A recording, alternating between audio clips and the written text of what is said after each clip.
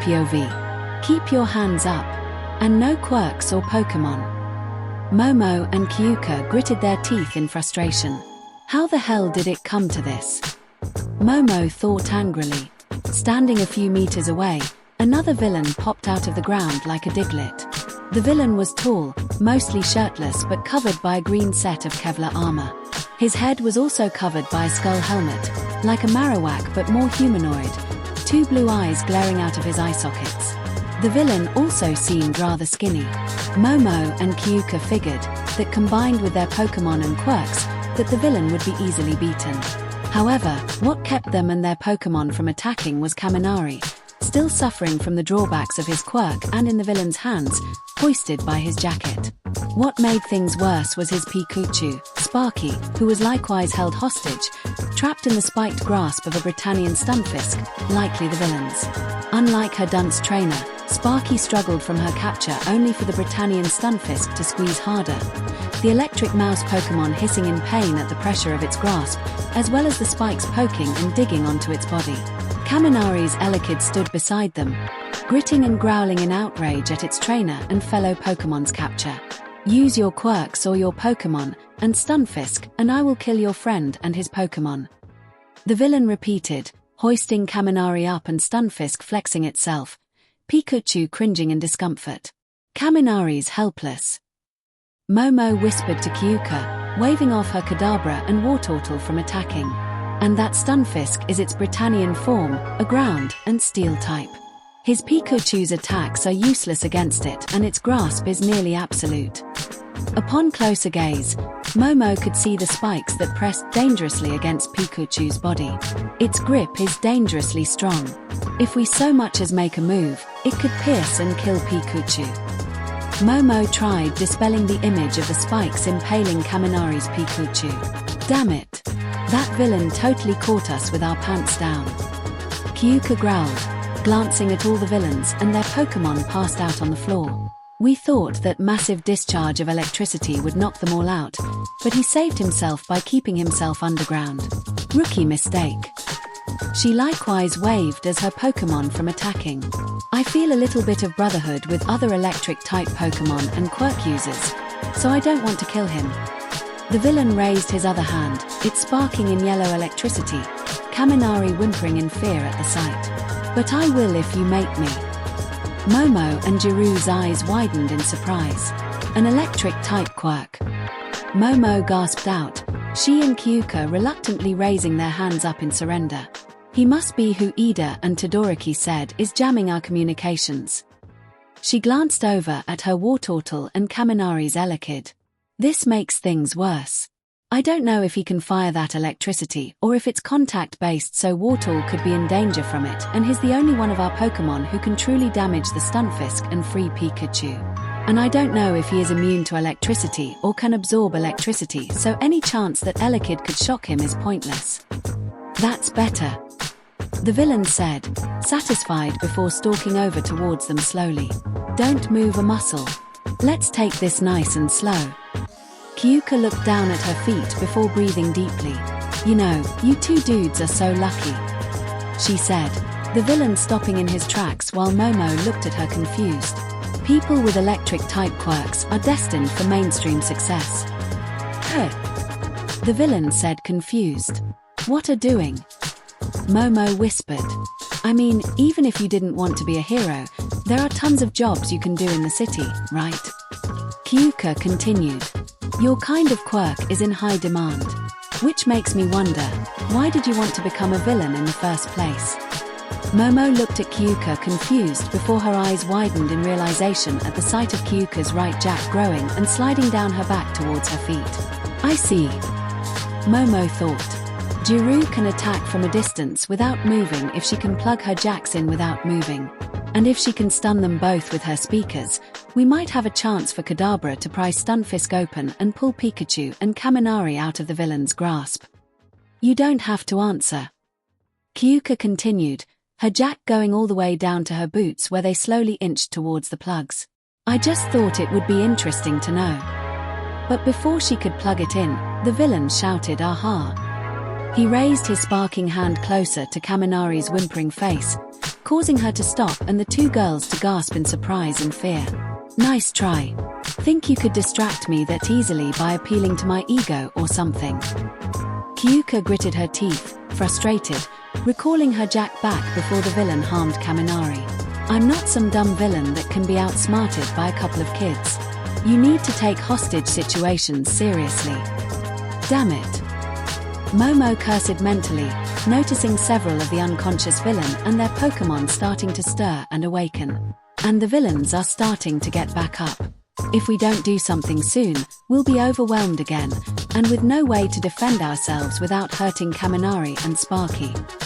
So here's the new deal. The villain called out. Either this idiot is going to die, or you are. How about that? You can save either his life, or your own. He. So what's it going to be, girlies? Kyuka and Momo felt more frustrated as the villain continued coming near them. Come on, Momo. Think.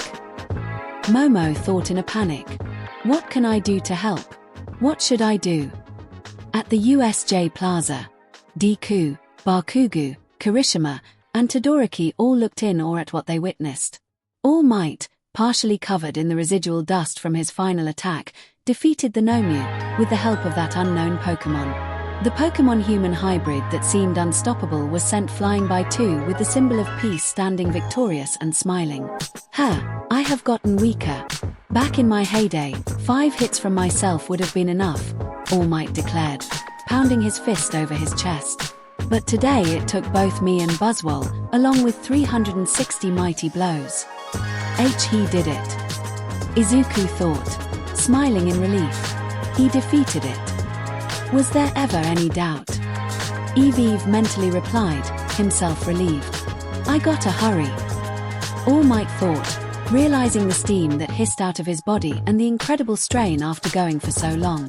My time's up. Gotta end things fast. All Might turned back towards the villains. The Shadow Altaria was off to the side, Cinderace and some of the students' Pokemon that weren't sent nearly flying facing it, while the Warp villain, the Hydreigon, and Shigaraki stood a few ways away from him.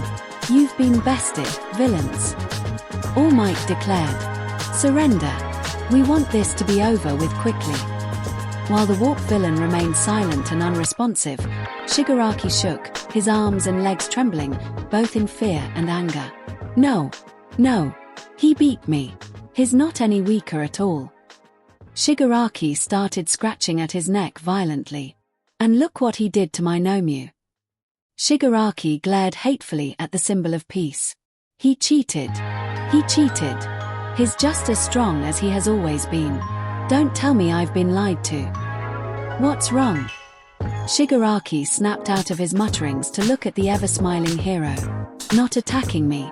Didn't you say that you were going to clear this level earlier? All Might glared at him with blazing blue eyes. Well, come and get me. If you dare. Shigaraki took a step back at those determined eyes, fearfully shivering at their strength. This is intense. Bakugo gasped out as he and the others watched. As expected, he doesn't need our help. Todoroki said. He's got this covered. Yeah, but... Kirishima looked over towards Shadow Altaria. What do we do about that? All Might and that Pokemon will take care of it too. Todoroki said. Cinderace as well. Us and our Pokemon will be a liability towards him. Yeah right. Kirishima nodded. Hey Midoriya, we should head back to the others, right? Don't wanna get taken hostage or get in his way. Izuku stared at All Might, inspecting the symbol of peace as he stood towards the villains, frowning. Wait, something isn't right. He said internally. As he looked closer, he noticed the steam spewing from All Might, how he panted and how his form subtly shook. His eyes widened in horror. He's bluffing. He can't beat them. That steam. It's being hidden by the debris, but the steam coming off of him is the same one that always happens when he deflates. He's out of time. Izuku looked towards Buzzwole, noticing it on its knees, its form shaking and panting as well. And that Pokemon, whatever it is, it's also tired. The guys don't see it under the smoke from the debris, but it's on its last legs. Maybe from using all those moves back to back. It's either on its last legs or it's experiencing all that recoil from those moves and is trying to recover, like a Pokemon after using Hyper Beam. Crap, I can't fight them. All Might thought, confirming Midoriya's worry. That no new guy took too much out of me. Buzzwole helped, but even still, I think I can only move 7 steps before I give out and transform. I have to stall before the teachers get here, or the villains flee. What's wrong? Are you scared? All Might taunted out. Shigaraki flinched in fear. His body shook until he snapped and went back to scratching at his neck violently, like he was trying to shred the skin off. If only Nomu was here. He'd rush you right now. Shigaraki growled hatefully. Pound you into the ground without giving it a second thought. Don't fret, Tomura Shigaraki. Kurogiri spoke up to the leader. Look at him. He has definitely weakened. Nomu was successful in weakening him. And he's on his own. He gestured towards the Buzzwole and the students. Look. That Pokemon is on its last legs from so many attacks, and the children are too afraid to step in. Our underlings are also getting back up. The Warp villain gestured towards the awakening villains. And did you forget? We still have Altaria and Hydreigon. Both Pokemon growled out in response. We likely still have a few minutes before the reinforcements get here. If we work together, we can finally kill the symbol of peace. To kill All Might. Shigaraki stopped scratching. Yeah. He said. Yeah, you're right. We have no choice, we have to do it now. The villain glared at All Might. The end boss is right there. It's time to finish it. The students noticed the recovering villains and Pokemon behind them, as well as Hydreigon and Shadow Altaria as they cried out. All Might and his Pokemon can handle them, but these guys are ours for the taking. Kirishima said, hardening his hands and his Pokemon coming to his side. Let's knock the daylight out of these guys. For once, you're speaking my language. Bakugu said, mini explosion sparking in his hands and his Pokemon likewise by his side. Will you be joining us, Midoriya? Todoroki asked the green-haired teen. Midoriya did not respond, continuing to look at All Might. I'm the only one who knows what's really happening.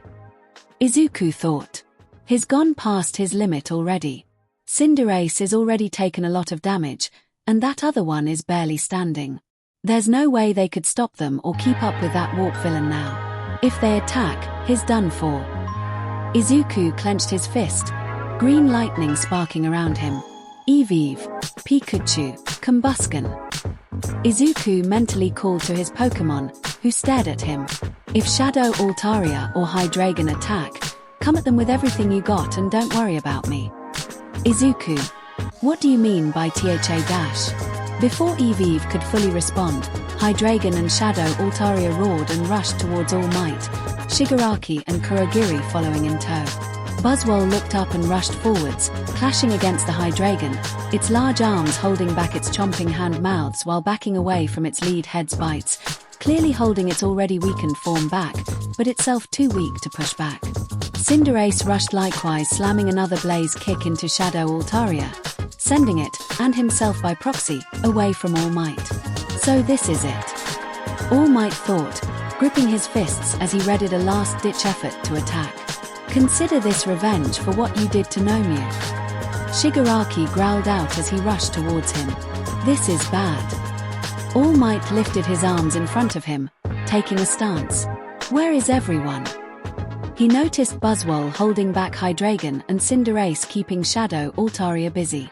I need backup. Suddenly, All Might and the villain felt a gust of wind and quickly turned to find Izuku flying towards them, green lightning coursing wildly throughout his body. The guys barely noticed Midoriya move as they looked towards where he flew towards.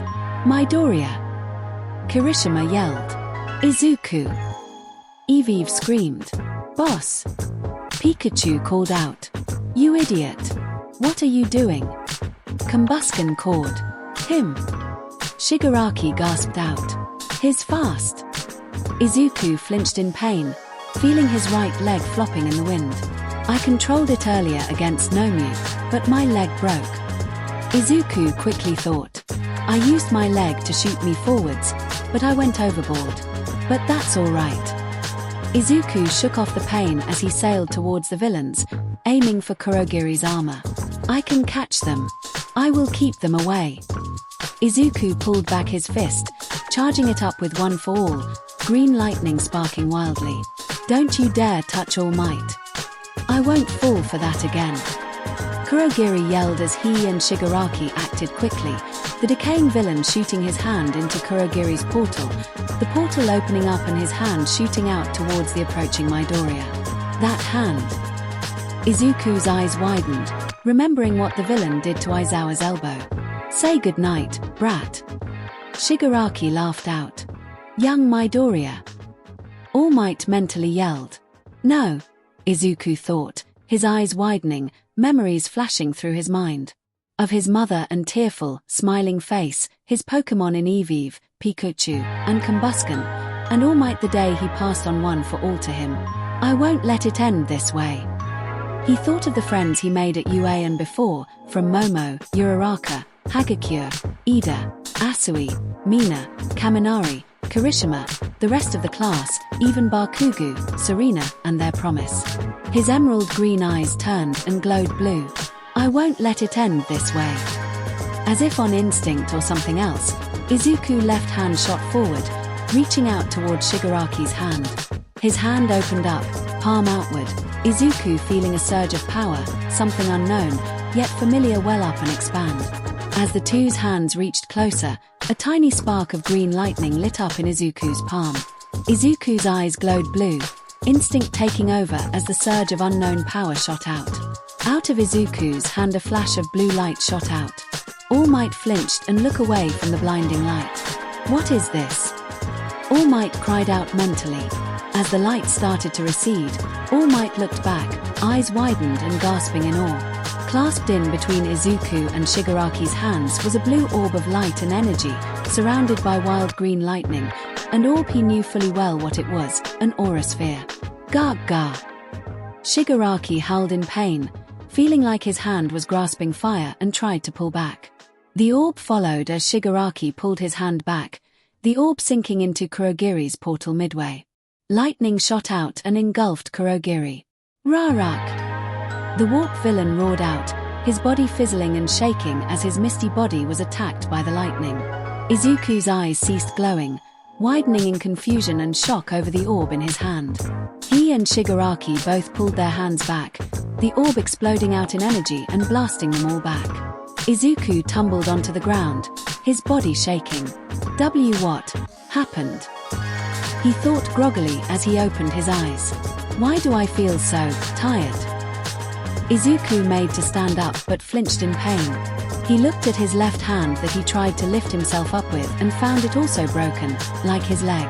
It's broken, but how? Was it because of that orb, that P power? Izuku tried to find that unknown power that he felt swell up, but only found a buzzing headache and a wave of exhaustion. What's G going oh dash? Gaga. Izuku snapped out of his thoughts as he looked over to the villains. The warp villain was on the ground, his body cackling in green electricity and groaning in pain, while Shigaraki was on his knees, clutching his right hand with his left, which notably had his pinky lifted up, the right hand swollen purple and broken, the fingers bent backwards and it steaming like he grabbed something hot. Why will you be broke my hand? Shigaraki growled, glaring at him with eyes of pure hatred. You broke my hand. Shigaraki rushed towards him, madness and rage in his eyes and his unbroken hand out towards him. You fucking brat. Midoriya. All Might yelled, who made to rush to him. I gotta move. Izuku tried to get up, fighting both the sudden exhaustion and broken leg and hand. But, so tired. Die. Shigaraki yelled as he reached and made to grab Izuku. Bang! Shigaraki recoiled away from Deku. Izuku's tired eyes widening slightly to see that a bullet went through Shigaraki's hand. Gah! Shigaraki cried out again. The stunned students looked behind them, confused. All Might smiled and looked to the bullet's direction. They're here. A couple of more loud gunshots were heard, along with the sound of a couple finger snaps. Over with Momo and Kyuka, they were shocked to suddenly see the electric villain falling to the ground, his shoulders shot by 2 bullets and blooding shooting out.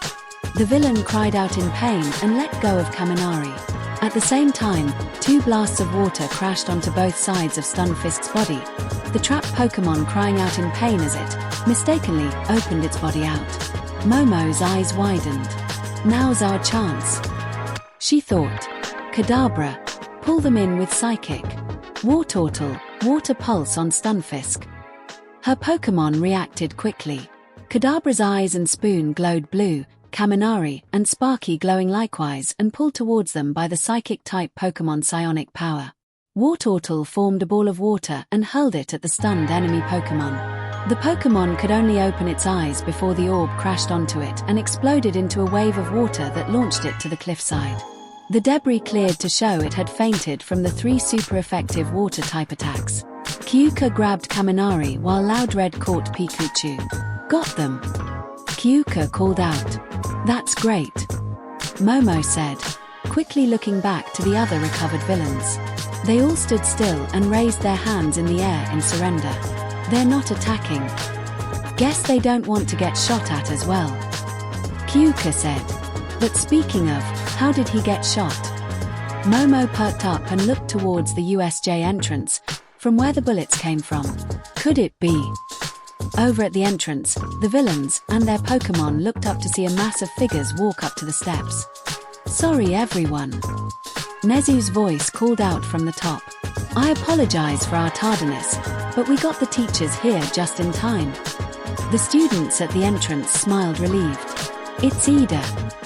Uraraka cheered relieved. Your chief class officer has returned, Ida declared, multiple Pokeballs opening and flashing. I have done my duty, and I've brought reinforcements. True to his words, besides Ida were the UA teachers and their Pokemon. From present MIC to Cementos, Ectoplasm, Snipe, Vlad King, and even Nezu, perched up on Vlad's shoulder. We've got 3 kids and 6 of their Pokemon in the mountain zone, Snipe informed, spinning his revolver and reloading from the shots he fired, his Inteleon beside him still aiming its fingers towards the zone. Had a little hostage situation there, but the girls pulled through.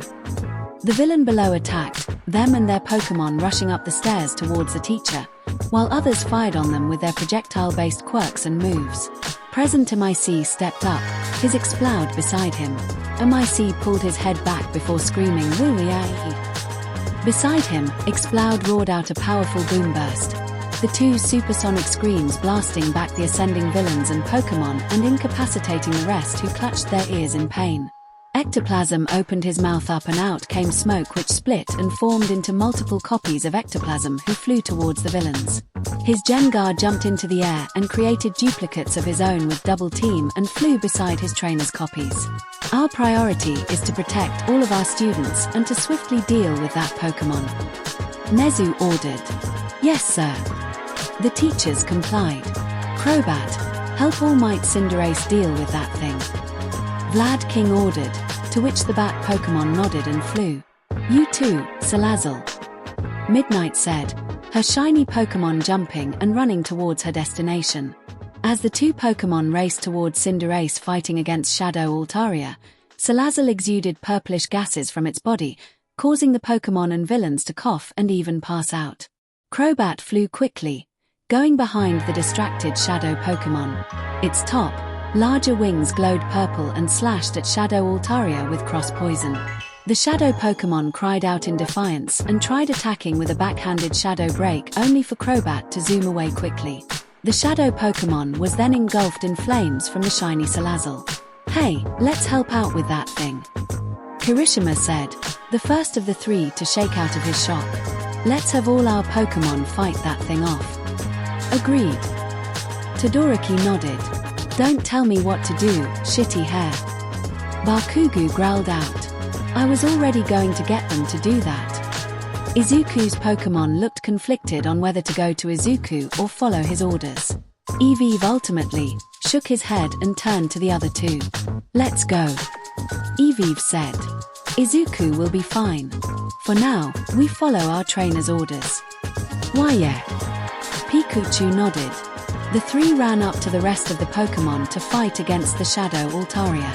Shadow Altaria was being pummeled by multiple flamethrowers, pin missiles, and sludge bombs from Crobat, Kirishima's Quilladin, Salazzle, and Todoroki's Vulpix.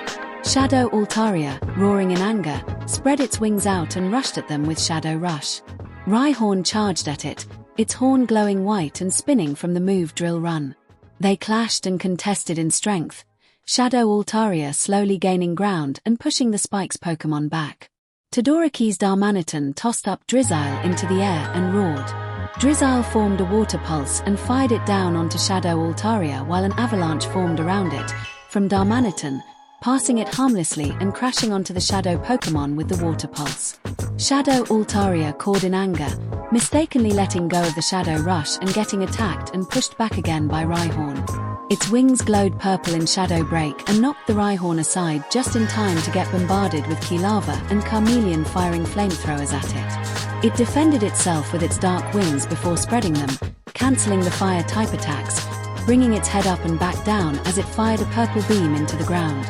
The Shadow Rave spread out to all the Pokémon against it, but just as it popped up, a dazzling gleam from Alolan Ninetales blasted them all into pieces while also blinding the Shadow Altaria. Before the altered Altaria could attack again, it sensed a presence behind it, turning around in time to get smacked forwards by Onyx's iron tail. As Altaria was struck, Combusken grabbed Eevee and spun around and around before tossing Eevee forwards like a discus. Eevee flew at high speeds towards Altaria, its body glowing with a trail of white as it flew towards the approaching Altaria. Take down! Eevee yelled as it slammed its body onto Shadow Altaria's face. Shadow Altaria's head snapped sideways as Eevee crashed off of it, tumbling to the ground before rolling to a slide. The dazed Shadow Pokémon shook of the attack to get slammed into the ground by Cinderace's high jump kick, the striking Pokémon slamming the Shadow Altaria into a formed crater. He jumped away as Bakugu's Gyarados roared and fired a powerful Dragon Pulse on the downed foe, creating a large explosion. Hydreigon noticed the commotion and pressed its efforts to attack Buzzwole, a Dragon Pulse forming in its head-mouth.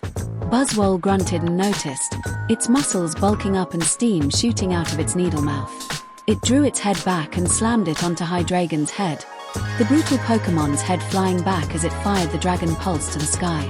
Buzzwole broke off the hold and rushed at it with another close combat, slamming its hyper-fast fists into the villain Pokémon. Ugh, the pros are here. Shigaraki growled in distaste, cradling his own damaged hands by his chest and arms, stumbling back to the groaning warp villain. And my Hydreigon and Shadow Altaria, they are being beaten by all those pests. The villain glared hatefully at the scene of the hero's Pokémon defeating his team's own. Shadow Altaria roared out and spread its wings out, clearing the debris and smoke and revealing its bruised and scratched up form.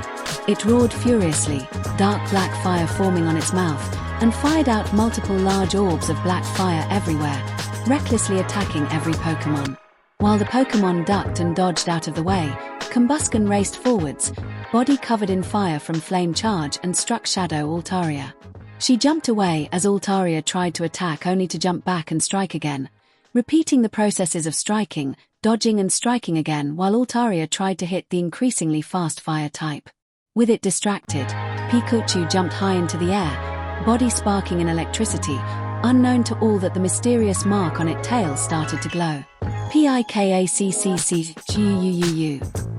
Pikachu unleashed a large, powerful thunderbolt, the yellow bolt of lightning racing towards Altaria, who only managed to turn around to see it. As the bolt struck, the Shadow Pokémon was engulfed in yellow electricity, the Shadow Pokémon crying out in not just anger, but true pain. All Might, witnessing it all, gaped in surprise.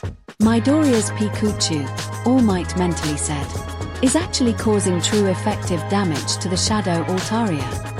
Likewise witnessing the scene, Shigaraki growled in fury. No, that isn't supposed to happen. He growled out. It's game over for real. Get up. Kurogiri. We have to get out of H. Shigaraki cried out as another bullet from Snipe shot out his shoulder, quickly followed up by a bullet in his other shoulder, and one on each of his legs. Shigaraki fell to the ground, But before any more bullets could hit him, Kurogiri finally got up and shielded Shigaraki with his misty body. "We need someone to capture them from a distance," Snipe said as he continued firing on Shigaraki and Kurogiri. "I'm on it." A weak voice gasped out. Snipe ceased fire. Crobat slashed with cross poison at Shadow Altaria, pushing it to Salazzle's Flame Lash, and finally onto Cinderace, who blaze kicked Shadow Altaria back, the Shadow Pokémon steadying itself in mid-air. It panted tiredly as all the hero Pokémon stood against it. Its eyes glowed red and roared loudly, its body glowing in growing dark aura. "That doesn't look good," Kirishima muttered. "Ah, it has finally achieved its reverse mode," Kurogiri said, pleased. "Now you heroes will truly suffer its wrath." "Altaria, Shadow Burst!" Shadow Altaria cried out as it formed an orb of dark energy that grew larger and larger till it was the size of a large soccer ball. All Might looked over at Cinderace. "Cinderace!" All Might cried out through their mental link. "Counter Shield!" Cinderace looked over at his trainer and nodded before looking back at the Shadow Pokémon. He stood ready and started to suddenly do a breakdance on the floor, his feet kicking up flames with Blaze Kick and formed a swirling shield of fire. Shadow Altaria launched the Shadow move towards Cinderace. As it moved, the world seemed to slow for Cinderace. "Build up momentum," Cinderace thought. "Form a protective shield of flames. Wait for the right angle." As the orb came near him, Cinderace's eyes widened. "There!" Cinderace stuck his leg out in a sweep and caught the orb and started to spin around with Shadow Burst in his fiery kick. "What?" Kurogiri cried out. Todoroki gaped surprised. "Those moves," he thought. Using a mixture of built-up speed and fire, Cinderace's Flame Shield has picked up enough wind and heat to have the attack flow with his kick. All Might mentally recalled. "Fire!" All Might ordered. Cinderace, Buzzwole, and all the other Pokémon complied. Buzzwole sped up and flew behind Hydreigon and slammed a hammer arm on its back, sending it flying towards Shadow Altaria. Kilava and Carmeleon both charged up and fired Flamethrower while Gyarados fired a Hyper Beam. Quilladin formed a Seed Bomb, while Rhyhorn and Onix both fired Rock Tomb. Vulpix unleashed Flamethrower, Ninetales a Moonblast, Drizzile a Water Pulse, and Darmanitan with an Overheat. Salazzle fired up a flamethrower of her own while Crobat shot Sludge Bomb. And Eevee's white tail charged up and shot Swift, Combusken fired a flamethrower, and Pikachu another Thunderbolt. Counter Shield. Pyro Rebound. Cinderace roared as he kicked the Dark Orb back at Shadow Altaria, now wrapped in flame of Pyro Ball and Flame Kick. All the attacks clashed against Shadow Altaria and Hydreigon, sending them both flying and crashing onto the cliffside with a large explosion. The Pokémon and their trainers shielded their eyes from the wind and dust picked up. As it and the debris cloud cleared, Hydreigon was shown fainted while Shadow Altaria stood on its legs, panting and heavily bruised but still standing. "What?" Kirishima cried out. "What's it take to bring this thing down?" Kurogiri narrowed his eyes. "No, Shadow Altaria is close to fainting. Its own attack plus the others has weakened it out of its reverse mode," Kurogiri said, bringing out two Pokeballs, one an Ultra Ball and the other the one that Shadow Altaria came from. "We have no choice. Return." Two beams of red energy shot out and encased the two Pokémon, Altaria at first protesting, but the two returned to their respective Pokeballs. "Let's go, Shiguich." Kurogiri was cut off as his body was once more being pulled and sucked by a large vacuum. "No!" Its dash Kurogiri looked to the entrance to find 13, held up by Soto and Makhoke, the guilt culprit. "Black Hole!" As Kurogiri struggled against Black Hole, Shigaraki lifted his head and looked to the symbol of peace, standing strong and facing them. "I may have failed to kill you this time, but your days are numbered." Shigaraki mentally raged, glaring murderously at All Might, who coughed up blood and slowly wiped it away. "All Might, symbol of peace. I am going to kill you." Shigaraki's head disappeared inside Kurogiri's shadowy person, and soon too did Kurogiri. The whole of the USJ was silent aside from the tired pants from the students, pros, and Pokémon as the attack on the USJ had finally ended. Izuku groaned in pain, attempting to lift himself up by his good arm and leg despite the tiredness and pain. They're gone. It's over. Izuku groaned out. He gritted his teeth, his not broken hand clenching tightly. But I couldn't do anything. I couldn't help you, All Might. That is far from true. Izuku perked up and looked towards the sound of All Might's voice. Half of the pro's lower body was hidden by the smoke and debris. The upper half showed half of All Might's body still muscled while the other shrunk and became his true, skinny self. But what truly mattered to Izuku was the smile on All Might's face. A proud smile, directed at him. You fought bravely and provided me a few precious seconds, and wounded the villains too. All Might smiled. Without that I would be dead by now. Young Midoriya, you saved me, once again. Today, you were my hero. Izuku gaped in shock at his hero, the hero who called him his hero. Tears filled Izuku's vision and gave a cracked, whimpering smile of his own. Thank you, All Might. Izuku whimpered out. I'm just sniff so happy that you're okay. All Might smiled back proudly. Izuku. Izuku heard before he was tackled in a hug by a crying brown-furred Pokemon. You're all right. Eviv. Izuku smiled and leaned onto the Pokemon. Boss. Izuku heard Pikachu's voice before the yellow furball tackled him into a hug as well. You re-alive. And here I thought I was never going to chew you out ever again. Pikachu. Izuku chuckled at the Pokemon's own way of expressing his joy. Izuku then felt something whack him on the head. You idiot. The feminine voice of Combusken roared. If you jumping into danger all willy-nilly is what I was going to get out of a trainer, I would have gladly kept being a wild Pokemon. After he rant, Izuku felt Combusken's arms wrap around him. Just, be more careful next time. Izuku chuckled sadly. Promise. He replied, a small smile on his face. All Might smiled, now fully deflated, at the scene in front of him, before turning his attention back to his own Pokemon. Standing far away, Todoroki looked at the entrance and the teachers that arrived. If all the teachers are here, then that means the rest of the campus is safe. Todoroki noted, recalling his Pokemon. It's clear that they only attacked this off-site facility. Hey, Midoriya! Kirishima yelled out as he ran towards Izuku. Are you okay?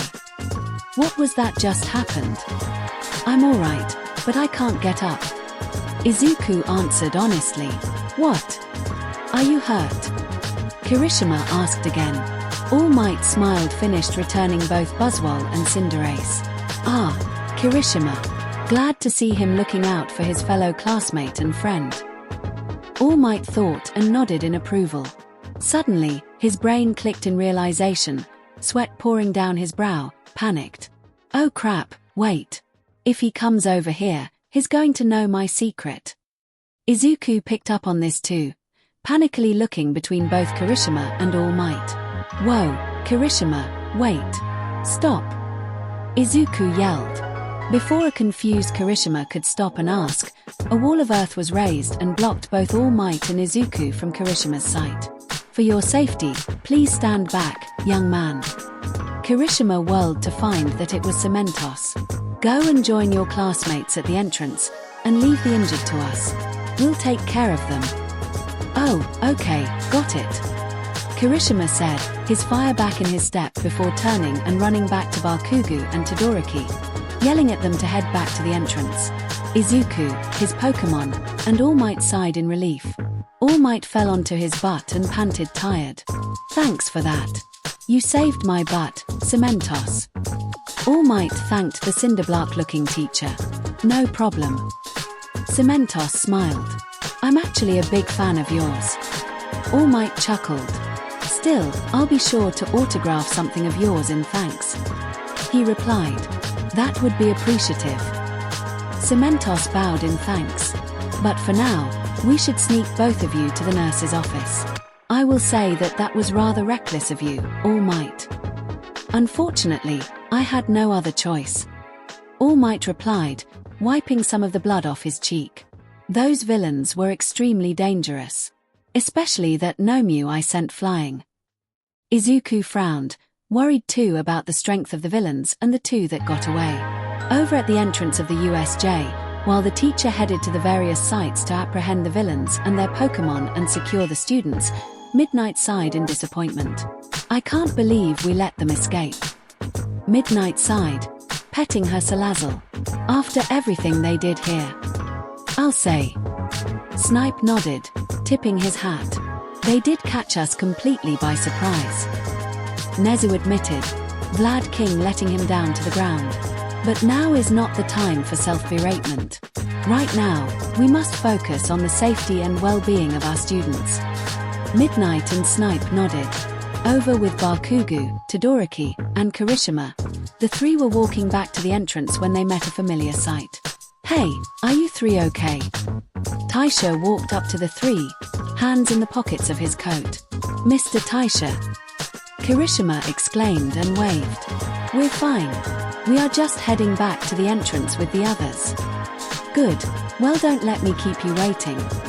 Taisha waved them to pass, Kirishima and Todoroki walking past him.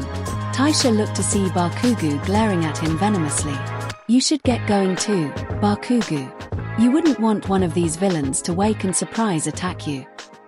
Bakugu gritted his teeth and growled. Don't look down on me. Bakugu roared out. If anyone should be worried it's you, you quirkless L-. Gotcha. A villain yelled as he jumped out of the bushes beside the surprised Bakugu, the knife in hand. If I'm going down I'm taking you with me. Before Bakugu could attack, the villain gaped in pain, Taisha's foot practically buried in his stomach. Hands still pockets, Taisha lashed out a roundhouse kick to the head and sent the villain flying to a tree, the villain slumping unconscious. Bakugu gaped shocked at the Pokemon teacher, who took a hand out of his pocket with a wipe and cleaned his glasses. See? He said simple, a smile on his face. Did you have anything else to say, Mr. Bakugu? Bakugu snapped out of his shock, opening his mouth to give the teacher a piece of his mind. Teacher be damned, only to be cut off by Kirishima's call. Hey Bakugu, hurry up. I'm coming. Bakugu yelled back. He turned back to the quirkless teacher, only to find him already walking away towards the plaza. He growled and marched off to the others. Lucky. He grumbled. As Bakugu marched off, Taisha looked back and examined Bakugu, his eyes glowing blue. Taisha's sight had the world turn black and blue with Bakugu covered in a dark red, raging aura that burned like a hateful inferno. Taisha frowned. Concerning. He muttered before he continuing walking. He walked up to the center of the battle between all the Pokemon of the students and teachers against it. Taisha kneeled down and examined the burnt, pitch-black ground, his hand glowing blue. He examined the ground and shivered, uneased. His eyes glowed blue and the world became black and blue again. He looked to the ground and found a menacing deep, dark purple aura that screamed malevolent. Very concerning. His frown deepened, his other hand clutching onto his amulet. Later, the students, sans Midoriya, stood outside the USJ, all their Pokemon recalled and Mina being treated by a nearby nurse for her hands. Surrounding the students were several police cars and police, many of them either securing the outside of the building or leading the captured villains into custody. 16, 17, 18, 19. A man in a cloak and hat, a stout lad by his side, counted off as he looked over at the assembled in front of him. He looked over at a sheet of paper and said everyone seems to accounted for and all right, except for that kid with the broken arm and leg and some minor burns on the pink one. Serena flinched at hearing Izuku's injury, a clenched hand over her heart. Izuku. She thought worryingly. Hey, Serena, are you okay? Hagakure asked, a hand on Serena's shoulder. Oh yeah, I'm alright. Serena replied. What about you? How are you doing? Oh, I'm fine. Hagakure said. I'm just trying to shake off all that happened. I know what you mean. Serena said. Me, Izu, and Asui had to fight a way out of a lake full villains and we ended up freezing them in a giant block of ice. Oh yeah, I saw that ice from afar as I was heading to the entrance. Hagakure said. Speaking of freezing, I was over at the landslide zone with Todoroki. I mostly just stayed out of his way while he froze everyone. Todoroki, overhearing their conversation, thought, I didn't know she was there until she knocked out that villain. I need to better train my awareness. Todoroki thought. His thoughts then turned back to Cinderace's final attack. Those moves. That technique.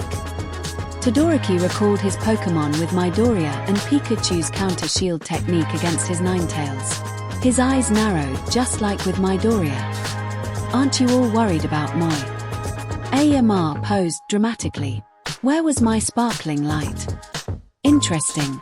So the guys you fought were also low-level thugs.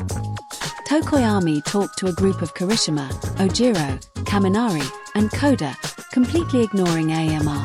Yeah, though I barely survived. Ojiro said, rubbing his neck. I was overwhelmed, even with Ambipom, and had to rely on hit-and-run tactics.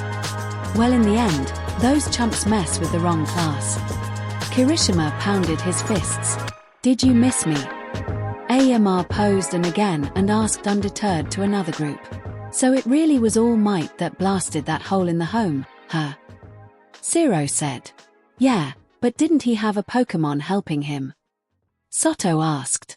Yeah, but it was weird. Shoji replied. It sounded like no Pokemon I ever heard before, but it must have been strong if it helped All Might defeat that large purple villain. Where you think I was? AMR asked again to Asui, who actually listened. Where? Asui asked. It's a secret. AMR posed again dramatically. Asui shrugged, the flamboyant teen's drama. She thought back to Midoriya creating that whirlpool in the shipwreck zone, his insistence to help Aizawa, and swiftly defending her from Shigaraki and the Nomu with such power and courage. Rib bit. She croaked again, a tiny blush on her face. Let's get these kids back to the campus. Asui turned to see the detective in a trench coat speak to a police officer. They've been through enough. We can save questioning for another time. Detective. Asui hopped towards the detective. What about Mr. Aizawa and 13? The bones in his arms are splintered and he has facial fracturing. The detective pulled out a phone where a doctor spoke, the doctor's voice broadcasting in Aizawa's hospital room. The insomniac teacher wrapped up completely in bandages and his capture scarf torn and bloody. Fortunately, there doesn't seem to be any serious brain damage. However, his orbital floor has almost been completely destroyed. So, we have no idea if his eyesight will be impaired when he's all healed up. Well, you heard the man. The detective said grimly. Rib bit. Asui croaked sadly, guilt flooding her conscience for not helping sooner. Then again, what could we have done against a creature that All Might struggled against? What about 13? Mina asked, worried, her hands bandaged. And their Pokemon? Oh, there's no need to worry there. The detective said reassuringly. Despite some severe laceration to her back, 13's going to pull through just fine. As for Aizawa's and 13's Pokemon, they sustained heavy wounds, but with some healing and rest, they'll be okay. Mina sighed in relief. Oh, and All Might is also alright. The detective pointed out. He's in the nurse's office, being healed up by Recovery Girl, so he should be okay. What about Deku or Aizu? Uraraka and Serena asked simultaneously. The two glared at each other competitively, while also receiving a glare from Momo, a teasing smile, twitching eyes from Mina, a jealous grumble from Hagakure, a slightly jealous croak from Asui, and a raised eyebrow from Kyuka. How's Midoriya? Ida jumped in asking, oblivious to the girls glaring at each other. Midoriya? Oh, the green-haired kid, he's doing fine. The detective said. Recovery Girl's also taking care of him. He's going to be fine. The group calmed down and sighed, relieved. Thank goodness. Uraraka sighed. Bakugu scoffed, uninterested. What was really going on in the blonde's mind was back during when Deku launched away to help All Might. He could barely see him move, and it made the teen more insecurely angry. Adding to that anger was that sudden attack that Deku unleashed on the two villains, that ball of energy. All right, let's get you all back to class. The detective said, snapping Bakugu from his thoughts at the class agreement. As the class started to leave, The detective looked to a fellow officer nearby, this one having a head similar to a skitty. Sangza, I still have some business in the nurse's office. The detective informed. I'll leave the rest to you. Yes, sir. The Catman saluted. He looks like a skitty. Mina noticed and muttered. Oh, look at his bell. Uraraka quietly cooed. Meanwhile, still inside the USJ, Nezu looked over the destroyed surroundings and remnants from the large battle. Midnight and Snipe stood beside him as he inspected. We need security improvements, Nezu said. Perhaps an entire system overhaul. Agreed. Snipe nodded. Warp quirks are pretty rare. Midnight said. Warping abilities are common with psychic-type Pokemon like Abra, and we have measures against them. But a villain with a similar quirk is something completely different, and changes things. It's frightening to know a villain has such a power. Nezu's smile dropped to a frown at the mention of the Warp villain and the Pokemon that he seemed to possess. The Spiritome and the Shadow Pokemon. The latter was frightening and disturbing enough, the implications and dangers that came from that creature, but the Spiritome was also a disturbing addition. Spiritomes are even more rare than Warp quirks and highly volatile either in the wild or in the wrong hands. Nezu thought. The only trainers I know to wield the other, very few. Spiritomes are the China Elite Four member and Japan's newest champion. Nezu thought of the two, the silhouettes of two females coming to mind. But for another Spiritome to show up, there have been at most 5 confirmed Spiritomes to be exist out in the world, and those were said to have the only ones. But this Spiritome, in the hands of the villains, could it be another one, or could it be? Nezu made sure to remind himself to have a talk with Taisha after this. Outside, the detective was about to walk to his police car when a blue-haired female police officer ran up to him. Tsukochi, sir. The officer said. Someone thought to be involved in this attack was just apprehended in a wooded area nearby. Officer Jenny. Report. Detective Tsukochi ordered. It doesn't appear that there are any injuries on its person and is complying with officer commands, though hasn't said a word so far. Officer Jenny reported, showing him a video of Nomu being dragged away in cuffs and bands. We are unsure of whether it can speak or if it is even human or Pokemon. Tsukochi's stout land growled upon looking at the Nomu, clearly offended by the creature's mere presence. Tsukochi hummed, thinking over what to do with this creature before noticing Nezu, Midnight, and Snipe walking out of the building. Oh, Principal, Tsukochi walked up to the three, removing his hat in greeting. I'd like to investigate every inch of the school, just to be safe. Of course, please do. Nezu happily chirped.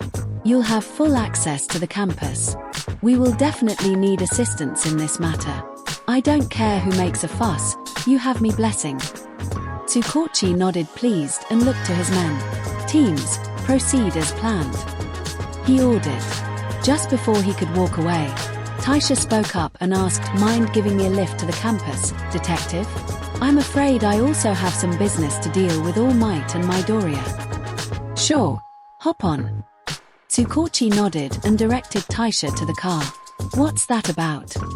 Midnight asked curious. Oh, I'm sure that Mr. Taisha is merely curious about the altered Altaria from before. Nezu said in a half-lie. At UA High Grounds. The light of the setting sun cast the room of the nurse's office in orange light and shadows. Izuku and All Might laid in the 2 beds, the later stripped to his pants and his naked torso wrapped in bandages, along with his forehead. Izuku's broken hand and leg were in a cast. The Pokemon restoration machine had its 6 slots filled with Izuku and All Might's 3 Pokeballs each. Well, I guess I won't scold you for him getting back here, since it wasn't your fault. Recovery Girl sighed. Plus, you are in no shape for my scolding either way. Truthfully, Izuku was currently better off than All Might. As he and All Might were getting taken to UA, Evive used Heal Pulse on Izuku and then All Might declining treatment from Evive till he was sure Izuku would be safe to be healed on by Recovery Girl.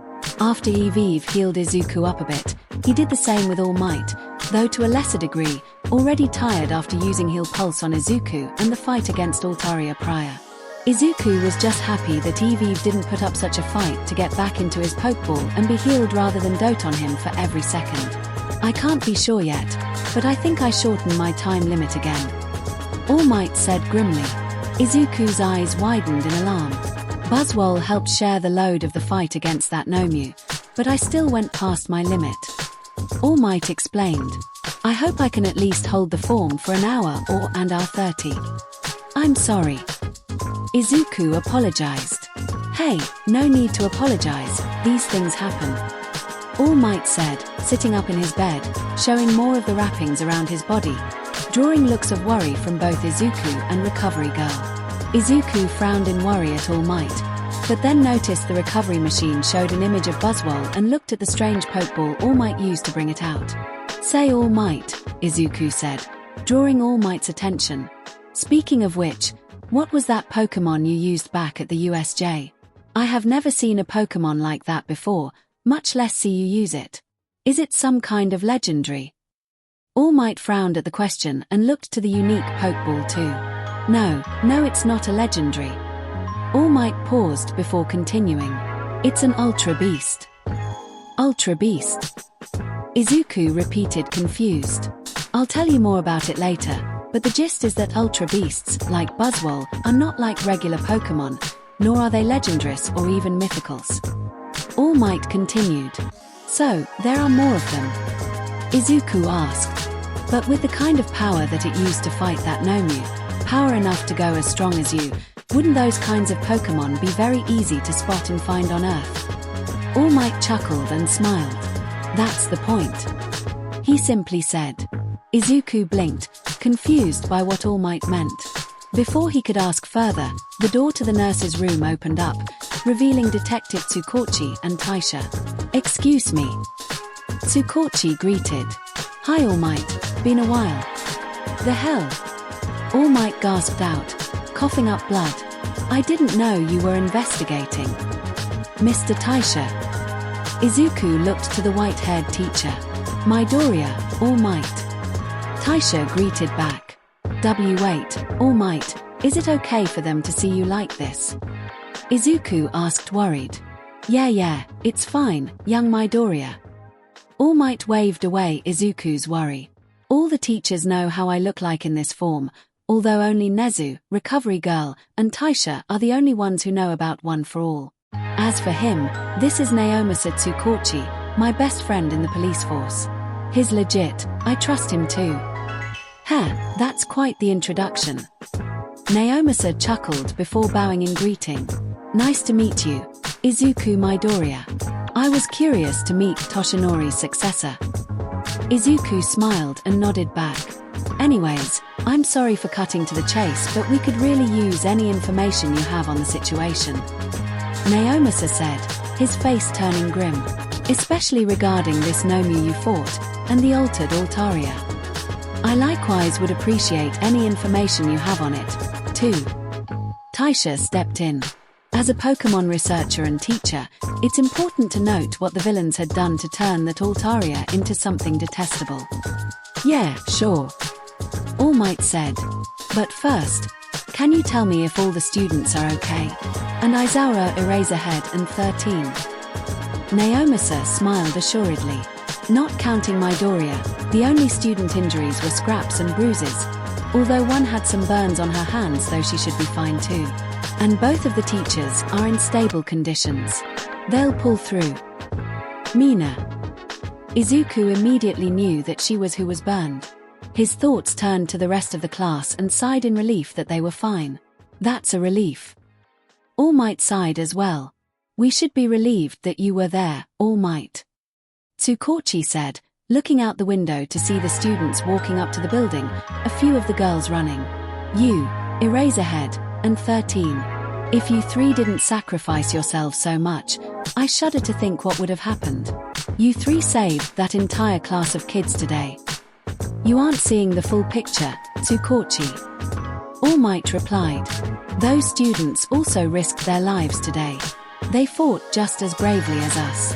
In fact, young Midoriya, Bakugu, Todoroki, and Kirishima too all helped me break free from Nomu's grasp at one point. And just when it seemed that I was done for, young Midoriya here stepped up and saved me from the villains. I would definitely be dead if it weren't for him. Thank you, All Might, Izuku said, smiling touched. All Might looked out the window too and smirked. I believe no hero course has ever faced a crisis such as this early into their training. All Might continued. They risked their lives and learned what it truly means to be a pro. I'm sure of it. They will be great heroes someday. Everyone smiled, nodding in affirmation. I'm sure of it, too. Tsukochi nodded. But how about we move you to another room? I'm sure the students are on their way up here to see Midoriya, and I don't think you should be here when that time comes. Oh crap, you're right. All Might cursed. Yeah, let's go. Help me up, please. Tsukochi helped All Might to his feet. All Might looked to Taisha and asked, You coming? You two go on ahead. Taisha replied. I would like a word with Midoriya first, about what happened when he saved you from the villains. All Might noticed the look in Taisha's eyes, realizing that whatever he was and can do, Midoriya's action was a part of it. Why, yeah, sure. All Might said. Just tell me later, okay? Agreed. Taisha nodded in agreement. As All Might and Taisha walked out, Recovery Girl sensed that she wasn't needed and got up too. I should go too. Recovery Girl said. Better make sure the idiot doesn't hurt himself anymore. Call for me if anything happens. And with that, Recovery Girl left as well. Mr. Taisha, what was it that you wanted to talk about again? Izuku asked. Taisha turned to Midoriya with a both calm and yet serious expression. It's about what happened during your time at the USJ. Taisha replied. About the Nomu and the attack you created against the villains. Izuku froze, thinking back to his fight with Nomu, the memories of it that flashed in his mind, and the blue sphere he created. He froze up, unsure of what to say. If you are worried about the truth of your quirk, there is no need. Taisha said. As All Might said, I am fully aware of the truth behind One for All. Izuku sighed, relieved before speaking. When it all happened, when the villains first came, I felt a bad headache. Izuku started. Afterwards, Izuku told Taisha everything. Every detail he found important. Every major occurrence that happened. His experience with Nomu, Nomu's true origins, Shadow Altaria, and the feeling it drew from him, and finally the blue sphere he formed. After he was done, Taisha was quiet, seemingly digesting every bit of information. Though it was hard for Izuku to see what he was thinking of, the man's poker face was perfectly solid. No hint of emotion on his face as Izuku recalled to him everything. So, do you know what's going on? Izuku asked. Do you think that it has something to do with One for All? Maybe. Taisha said. You said after the aura sphere you created, your hand broke, much like how they do when you use 100% of One for All. Perhaps its gathered up power over the generations either boosted your own power or you tapped into the aura of the power instead of your own. Aura sphere. Aura. Izuku questioned. Like the same aura that All Might said has been passed down through One for All. Yes, however there is so much more to aura and yourself that you don't know yet. Taisha replied cryptically. Izuku said, his face scrunched up confused. Pardon me, I believe now is not the time to have this discussion, not after such a difficult experience you had today. Taisha said, walking closer to Izuku. Perhaps it is best that we continue this topic of conversation for another time, when you and your classmates are all better. Yeah, I guess. Izuku nodded, still curious about what Taisha was talking about. Well, until then, if anything else like this should happen, give me a call. Taisha said, as he handed Izuku a calling card. For now, I'll let you rest. Thank you for all the information you gave me. It is appreciated. Izuku nodded, looked at the card Taisha gave him. It was blank white except for both Taisha's number and a blue symbol. One that made Izuku's eyes widened. A circle with an X crossed diagonally on it. 18 diamond points circling the circle. Izuku's mind was bombarded with realization. The mark on Pikachu's tail, the amulet hanging from Taisha's neck, this symbol, it was all the same. Connected.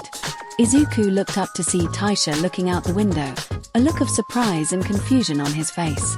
Mr. Taisha, is everything okay? Izuku asked. Taisha snapped out of his stupor and replied with, I am fine. He looked back out the window, Izuku following his gaze and finding nothing. I swore I saw something for a moment. Saw what? Izuku asked. Taisha's only response was an old friend. With that, Taisha turned and walked to the door of the nurse's room. Taisha opened the door in time to come face to face with a panting Serena. Ah, Ms. Mariella. Taisha said, a knowing smirk. I see you are here to see Izuku. Serena blushed. Well, don't let me keep you waiting. Excuse me. Serena stepped back and allowed Taisha to pass, walking down to where he knew All Might and Tsukochi would be talking, a smile on his face. Izuku. Serena ran into the room and hugged Izuku into a hug that could rival a beware. You dummy. You idiot. Running off and nearly getting yourself get killed. You stupid idiot. Izuku's eyes lowered, burdened with guilt as he wrapped his arms around his sobbing friend, hugging back just as tightly. I'm sorry. He whispered. Serena sniffled. You should be. She replied, earning a half chuckle from the both of them. I know. Izuku said. But, I just couldn't leave All Might. I couldn't let him die knowing I could have done something. It's not what a hero would do. Serena finished his sentence. Izuku chuckled. To think, we've only known each other for only a few months and yet you know me better than anyone else. Serena smiled, blushing unbeknownst to Deku as they continued to hug. Thank you, Serena. Izuku said. For keeping your promise. Thank you for keeping yours. Serena muttered. Izuku hummed in confusion. Dummy. Serena chuckled before breaking the hug and looked at Izuku with tearful eyes and a smile. Did you forget your promise? Flashback. So please promise me that you will keep that promise to him and help others before me. Serena stared shocked at Izuku, mouth whimpering and hand shaking. After a while of silence, she said, oh okay. She looked up to Izuku, eyes watered with tears. I will. I promise. Izuku's eyes lightened and he smiled, warmly. Thank you, Serena. Izuku thanked. But, Serena lowered her head and said, you have to promise me something too. A promise that you will keep to me too. Anything. Izuku said. Serena looked like she flinched for a bit before steeling herself and looked back up to Izuku with determined eyes. Promise me that no matter what happens, no matter the danger you face, or how powerful the villains get, that when you go and save people, you return to me. You come back to me, alive and well. That you will always win and stand victorious, so that you can come back to me all right. Izuku was taken back at the strength in her eyes. Strength that would make a Gyarados flinch in terror. Izuku smiled, touched by her friendship, and said, I promise. Till this day, and not even my dying day will make me break this promise to you. I promise to come back to you. Flashback over.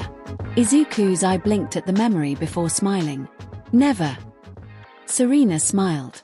She raised her hand and traced an X over her heart. Cross your heart. She asked, placing her hand over his heart. Izuku smiled and repeated the action, placing his hand by her shoulder, holding her hand and she his. Cross my heart. The two smiled at each other, unaware of Serena's body subconsciously shifting towards Izuku. Suddenly, the sound of a pokeball opened up. Suddenly Izuku's face was blasted by a stream of water. Piplup! Serena yelled, chastising at her partner Pokemon, who laughed at Izuku's misfortune. Soon Izuku chuckled and laughed, followed by Serena, their laughter contagious. Deku. Izuku. Izi. Midori. They both heard and were soon tackled by the combined hugs of Uraraka, Momo, Hagakure, and Mina. What would follow would include the four girls worrying and fussing over Izuku, and a few harsh, but caring beratements from Momo. That would follow by the rest of the class showing up and asking if he was okay, a few beratements from Ida as well, and even a silent nod from Todoroki. All the while Bakugo just stood outside, scoffing before marching away in a huff, the only ones to notice being Kirishima and Izuku. Izuku sat around as his friends told him all of what happened to them, how they got out all right, and asking him if he was okay. Izuku smiled warmly, happy to see he found his place in this world. He remembered an old pre-Quirk era philosopher say a phrase that felt appropriate at this time. The two most important days in your life are the day you are born and the day you find out why. While Izuku talked with his class, outside, and small invisible figure floated and hid behind the trees, looking at Izuku. Hey! The invisible creature giggled as it floated away. Elsewhere, at a dark, barely lit bar, the orange light from the bar lighting the room orange and red, a darky, swirling portal manifested. Out of the portal was an injured Shigaraki, grunting in pain as pain spilled and pooled on the floor from where he was shot. The swirling mist receded to reveal Kurogiri, his physical form unhidden by his misty form to reveal a tall, lanky man in a bartender outfit. His head and hands were still the same swirling black and purple mist. Oh! Shigaraki groaned, mistakenly trying to grip the floor with his right hand, forgetting it was broken. Shot at both arms and legs. A hand shot through and another broken. All those underlings wasted. Even Nomu and Altaria were beaten. We failed. Those kids were so strong. Ugh. And the symbol of peace wasn't weakened at all. Shigaraki looked up to an old television with a glaring red eye. You were wrong, Master. So wrong. No, I wasn't. A male's voice spoke out of the television, the screen black with only two word S in purple saying sound only. We just weren't prepared as we should have been. I agree. Another male voice spoke, this one more gruff and hoarse than the first one, smooth and calm. We underestimated them. Thankfully, we failed under that cheap League of Villains name and not our own. What about the creature the Master and I created? Where's Nomu? Yes. The first voice spoke again. Why is he not with you? He was blown away. Kurogiri answered. What? The second voice yelled. It was All Might's doing. Kurogiri continued. Without coordinates to his precise location, I couldn't use my warp gate to bring him with us. We didn't have any time to search for him. This is a travesty. The second voice raged. And after all we did to make him as strong as All Might. It was difficult holding that Macamp back enough for me to experiment on. What about Shadow Altaria? How did it fare? It too was beaten. Kurogiri responded. It was able to stand against All Might's Dragonite and Cinderace, even beating the former, but multiple Pokémon from the students and heroes, more than a dozen, forced Altaria into its reverse mode, and even then it was pushed back. I had to return him or risk losing him to capture. This is outrageous. The second voice ranted again. That was the pinnacle of Pokémon evolution and science, and it was defeated. Impossible. Well, I guess it can't be helped. Unfortunately. The first, calmer voice spoke back up. However, we mustn't forget Kurogiri's words. It took the might of the symbol of peace's strongest Pokémon to defeat Shadow Altaria, along with backup from so many Pokémon to bring it to its knees. That should be seen as quite the success, especially if it were just All Might and his strongest Pokémon. It wasn't All Might's strongest Pokémon that defeated Shadow Altaria. It helped him defeat Nomu. Kurogiri revealed. UB2 as Borption. All Might has it in his possession. He used it against Nomu and both defeated him. Ah, so that's where it went. The first voice calmly said. Well, that is an expected variable. It was obvious that someone would have obtained it since then. It makes sense it would go to the strongest of the pros. Power. Shigaraki hissed. That reminds me. There was a kid there who tried to protect All Might. He was just as fast as him. Oh. The first voice said, interest in his voice. He jumped in our way, was as strong as him, as fast as him. Shigaraki hissed as he moved his broken hand, remembering Izuku and the ball of energy he made. He made an aura sphere in his hands. He broke my hand. If he hadn't gotten in our way, we would have killed the symbol of peace. That brat. That brat. Naturally, you are upset. The calm voice said. But it was not a futile mission. We have learned a great many things. Yes, quite a great many things. Gather the villainous elite. Take all the time you need. I must remain hidden in the shadows, which is why I need you to be my face, a symbol of your own. Tomura Shigaraki. The voice addressed Shigaraki, who glared at the screen with eyes full of madness. Next time, you will show the world that it should be afraid of you. Elsewhere. In a dark room, lit up by only green monitors and glowing green boxes of liquid, a figure sat in a large chair, his figure hidden while another stood in the shadows, the green light of the screen revealing only hints of a white doctor's coat and green, gold-rimmed glasses. So, that was All Might's successor, wasn't it? The rough voice said, coming from the man in the glasses. The boy Tomura said, "It's the next bearer of One for All, isn't it?" Perhaps yes, though what intrigues me more is what the boy did. The calm voice came from the figure in the chair. It is clear that a chosen is among the first years of UA. And a chosen who wields One for All is a dangerous threat. You wish to eliminate him? The man in the doctor coat asked. No, far too soon for that, and, if I'm right on who it is, I don't want anyone to lay a hand on the boy but me. The figure stated. But for now, it appears that Tomura might need some assistance, now that the Chosen are in play. The large hand of the figure pressed a button that activated a red light. Come in. Instantly, a door opened and out came a figure in a black and red trimmed cloak.